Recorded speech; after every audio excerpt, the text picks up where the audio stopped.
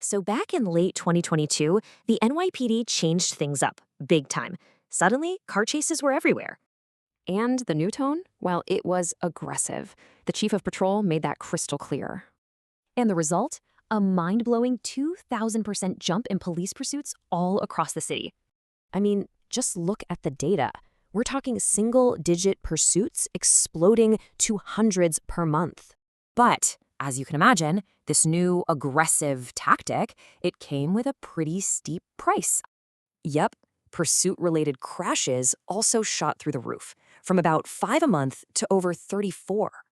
So, that's the big question, right? Was this trade-off actually worth it? Did it even stop crime? On the left, you've got that huge spike in crashes. But on the right, the effect on shootings, not so clear. Okay, so to get to the bottom of this, researchers really dug deep into the data.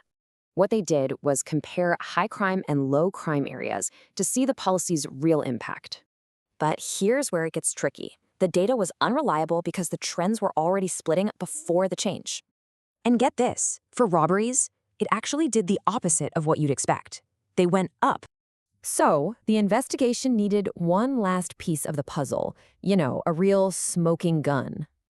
And that's exactly what they got. A new policy suddenly reversed the surge, cutting pursuits way down.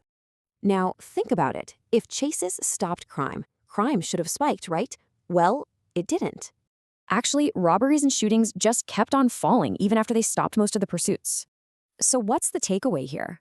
The benefits were unproven, but the costs, they were very real. How real? We're talking over $166 million in damages from all those extra crashes.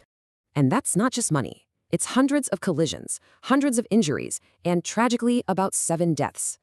Which really makes you think, doesn't it? Are clear costs ever worth benefits you can't even prove?